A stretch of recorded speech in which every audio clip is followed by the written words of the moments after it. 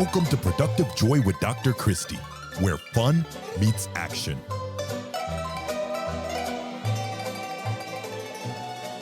Hi, friends. Welcome to Productive Joy. We have another fabulous guest with us today, but before I jump into my new friend, Jack, I would prefer that you do me a big favor. I need you to follow this podcast. I know I say it every time, and the reason I say it every time is because that's the only way that we bump up and people get to know that Productive Joy exists. And I would argue that everybody needs a little more productive joy in their lives. So share this episode. Let everybody you know that this is something they should be listening to, because really excellent guests like Jack only come along once in a lifetime. So I would like to introduce you to my guest today, Jack Clark. Jack is lots of things. He is a dad. He is a boss. He is a mentor. He's a self-proclaimed workaholic. He's also the founder of 180 Water. He lives in Montana, and he absolutely lives in one of the most beautiful places on the planet. And today, he is our guest on Productive Joy. Jack, welcome. Well, thanks for having me. Yeah, this is going to be fun. So to convince people to keep listening, you need to say something sparkly and wonderful in like 30 seconds or less. So what would you say to people to say, oh my gosh, I cannot miss this episode? Oh, sparkly is a little tough, but I know, but water, sparkle, yeah, a blue collar guy that's making a big impact on life, I think, and I think we're making a difference in the communities across the United States, and supplying clean, safe drinking water. And I think that's a really important step, and I think it matters to people, and the work that we do gives back and has a big impact on all of us that might not be seen in the limelight. So. Well, okay, so back up, because you packed a lot into that statement, which is what I asked you to do. So good job. You said you're a blue collar guy who's making a big impact. So tell us a little bit about what it is specifically that you're doing. You're providing clean water, great, but how did this come to be? Yeah, so we service and maintain water wells, typically for residential use, some commercial use for subdivisions and towns and things like that.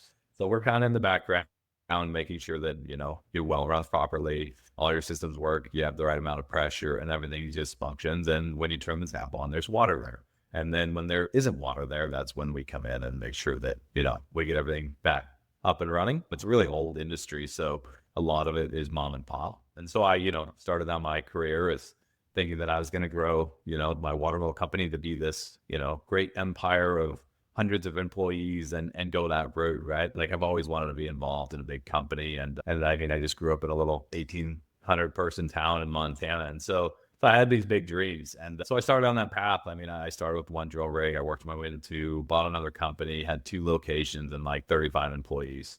And it didn't allow me to be kind of the best version of myself in terms of just being spread really thin and, not being able to keep up with, T-ball games and family events and time off, and was sending my best guys the worst projects and my worst guys the best project, and no one was happy.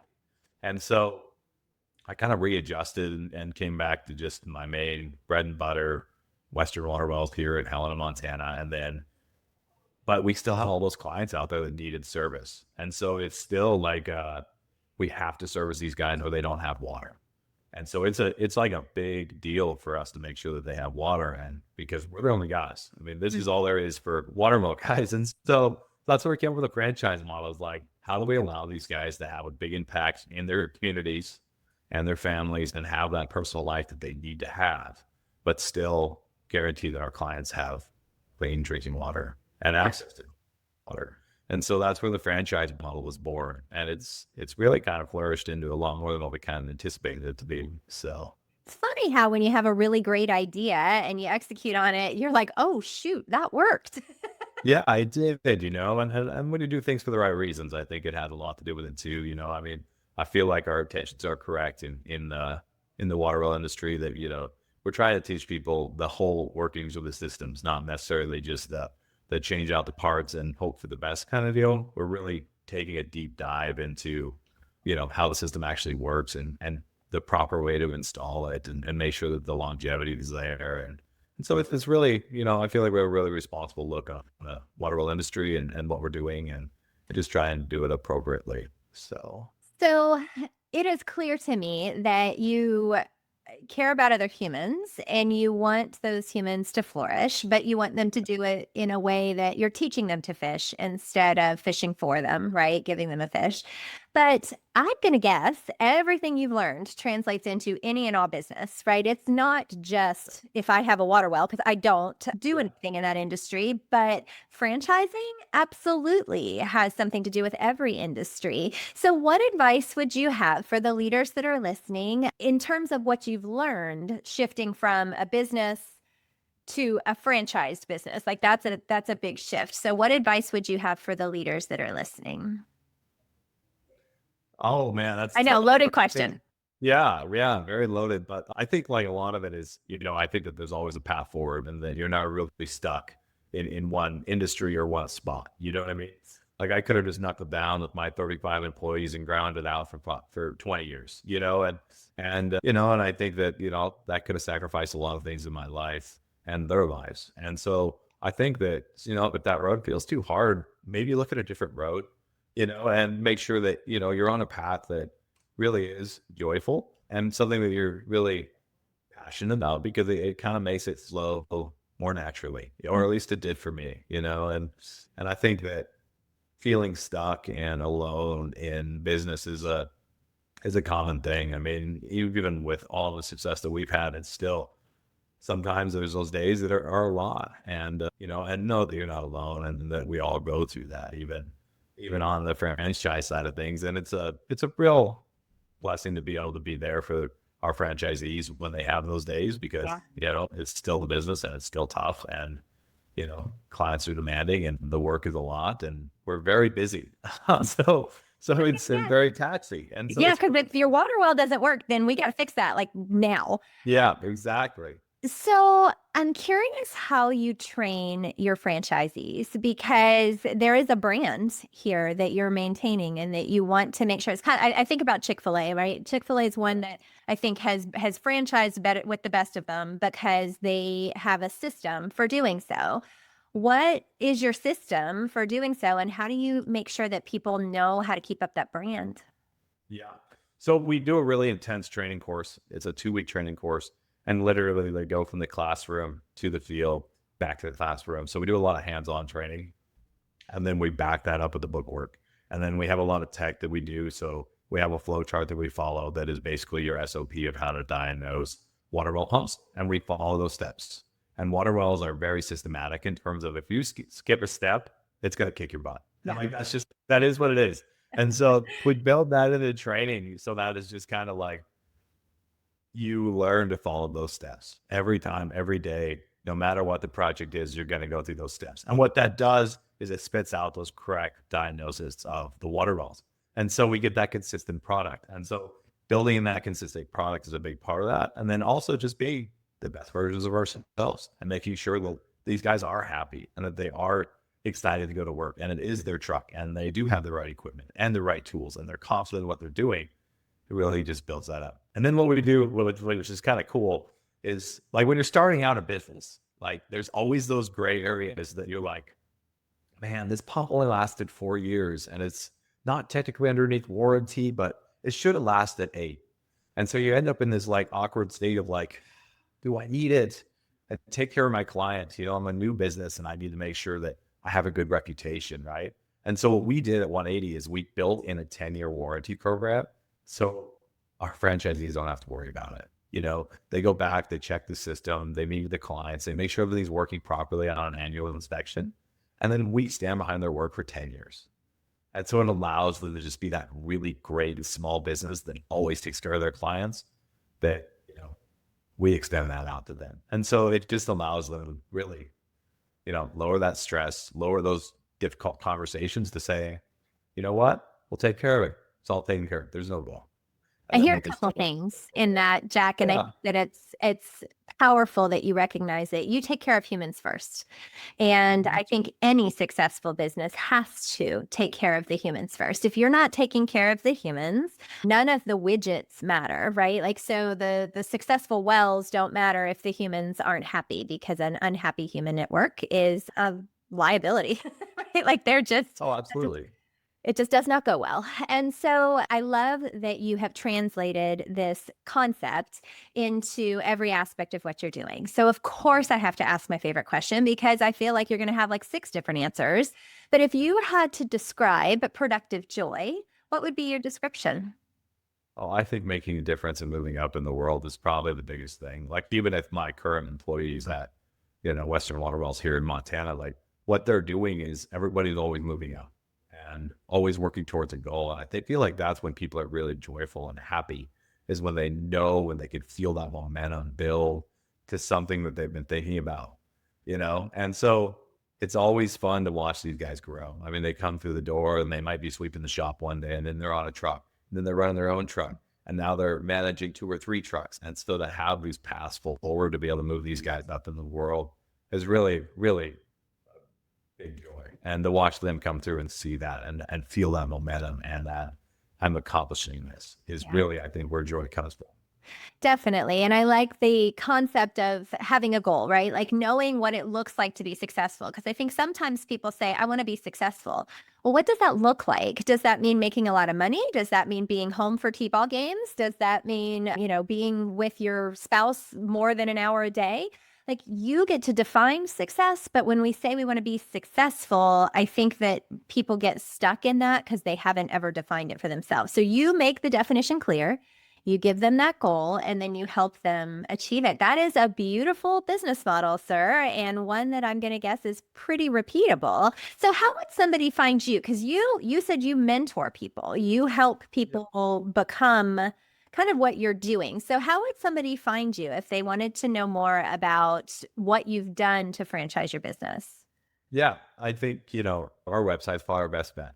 We're small around here. I mean, I have 4 or 5 people that work at 180, and so they have direct access to me every day. And so, I mean, if you just need help with something or something like that, you can shoot us an email or a call or something like that, and we'll get back to you. Right? Okay, and if Sure. they were to reach out, do they have to be in the water well industry, or can Oh, it? no, not at all. Everything that we do correlates across all businesses, I think. And, we've done some really cool things with commission-based salaries and other things that are definitely could make a difference across other industries. And so even if you're, just in business and kind of stuck in a rut, it might be worth reaching out. So, and we're not really like a heavy sales side of things. Like we want people to be the right fit for the water well industry. And so even if you're in a different industry and we can be a help, like that's our goal is to help people, not necessarily,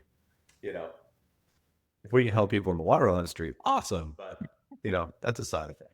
Right. You just want to help people. So who taught you that, Jack? Because you said that you thought that you wanted to have hundreds of employees and run all of these different businesses, and the reality was you wanted to help people. But who taught you to have the gumption to figure some of that stuff out? Oh, I think that stuff's all learned from agriculture. You know what I mean? Like I grew up on a cattle ranch here in Montana, and like if you don't get out there, you don't feed the cows, then the cows don't eat. And so that accountability of making sure that you show up every day for those animals is correlates to your customers pretty straightforward. So you learned it because you did it. You worked it. You experienced it. So of course, so my husband and I did watch all of Yellowstone. We also watched 1883 and 1923. Yeah. What parts of that would you equate as actually accurate? I mean, the shooting and killing of everyone all the time, probably not. But what are some things that they got right? Yeah. I think the stress, losing the ranch and that kind of stuff was really captured pretty well. That, it is a battle and it is a fight on a constant daily of having that, it might be a $20 million asset, but it doesn't pay like a $20 million asset. And so there's always that pressure from the outside kind of coming in. And I think that is actually pretty similar to the water well industry. You know what I mean? Like a lot of what we're doing is generational work. I mean, a lot of these guys have been 3rd to 5 generations. And so, I hope that nobody views 180 as kind of trying to come in and take this industry over. We're just trying to make sure that these customers are taken care of and that we can work aside these wonderful companies that already exist in the water well industry. And so that's, something that's definitely captured in Yellowstone is that stress and then that overbearing, and you can feel that in the day-to-day in little businesses, the big businesses and all of those fears and threats or however you want to look at those things. But yeah, and so I think it's our duty to make sure that everybody understands that 180 is not that. Well, you're not trying to take over the world and, destroy all Yeah. of Montana or anything like that. Yeah. But I like the way you said that in recognizing that it is a struggle, but you can be productive in the struggle. You can find ways to survive in the struggle. You don't have to let the struggle win. And that seems to me what you've done with 180 is you've said, okay, here was a problem. I'm going to solve the problem, but I realize I'm not the only one with this problem. And if I solve the problem well with systems, then other people can solve this problem too. Let's figure out how to systematize it. And I have a friend who's an industrial engineer, and that's kind of the way his brain works, right? Is to look at the problem and say, how do we systematize the solution to this problem? And I think every leader listening right now their ears are perking up to, okay, so he's got this system. The system is repeatable. Anyone can do it with the right training. And here's how, they can execute. So backing up to your training process, I am appreciative as an educator that you have classroom and hands-on experience, right? Where is your biggest, or what maybe is your biggest hurdle in that? Because you've got 2 weeks, you're going to intensely train these people, but what part of it is the hardest to get across? Like, is there something specific that every time you're like, oh, that part? Yeah. And a big part of that is making sure that they're confident. I mean, like even with water balls, I mean, we could train these guys down to a T, but that last 10% has to be your gut. And you have to have that edge to be like, going with it. You know what I mean? Like I'm going with it. I think it's the pump. I megged it down hole. I'm getting dead to short. I'm going to examine your wire as I pull your well, but there's a good chance it's your motor. And to have that confidence and that security to say, we're going for it, and to communicate that clearly to your customer, because it never gives you, I mean, you do get some catastrophic failures that give you pinpoint accuracy, but a lot of the time there's that last 10% that's like, it could still be the UF wire, it could still be this, it could still be, and you check on those things, of course, but there's just that last little bit that you have to have the confidence to do. And I feel like that correlates very well to taking the jump to be in 180. And so a lot of those hurdles are overcome because of the personalities that we attract. And so we've been very fortunate to build wonderful well guys. So what a great leadership lesson, though, right? Is that there's still a part of you that matters. You have to trust your gut. You have to pull the trigger. You have to do the thing, whatever it is. You can't be wishy-washy with it and go, I don't know. I need to call this person. You've got the person you can call, but at some point you've got to say, and I know what I'm doing. I think that's probably the most profound leadership lesson any of us can learn, is to build in our people, whether our people are somebody who reports to us directly or somebody in a franchise that is, working with you. Let people be able to exercise their unique genius in that space and hold on to that 10% and trust themselves, because you're not the one that has all the answers. It's a pretty solid leadership lesson, sir. Well done. thank you. I appreciate it. Okay, so I could talk to you all day, but I realize that you probably need to go do something else. And so I have some rapid fire questions for you. Are you willing to answer? Sure. Okay, you ready? Okay, question number 1. What is your definition of fun? Oh, me? I'm probably a little different than everybody else. I love it. For me, fun is when you get in rhythm, and rhythm might come in correlation to going fishing. Rhythm might also come in correlation with when that new hand really picks it up and you start moving pipe in a way that is safe and quick and is in rhythm. And I think that's when I'm at my funnest. You know what I mean? It's when I get in rhythm. Now, I get to do that a lot at work, which is really fun. But yeah, for me, it's a rhythm thing, and I like to move forward in terms of, having momentum. And so rhythm for me is a big.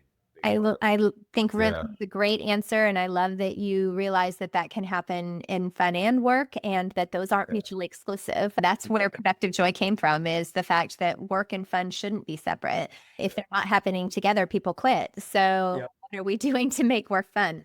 Perfect. Yeah. Okay, how do you know that you are showing up as your authentic self? Oh, I surround myself by people that would know if I wasn't. You know what I mean? I've been the same person probably since I was really little. And so, I mean, I have guys that work for me that went to preschool with me. And Yeah. So I mean, it's a big part of just who I am at this point, and everybody understands that. And I have days when I'm grumpy too, and my guys have literally stopped it and said, "Hey, Jack, you're being grumpy today." You know. And so I think just being accountable and having guys that'll hold you accountable is really excellent. Yeah, I agree. Which leads me to the next question. How do you channel your best self on your worst days? Oh, a lot of coffee. Yeah. No.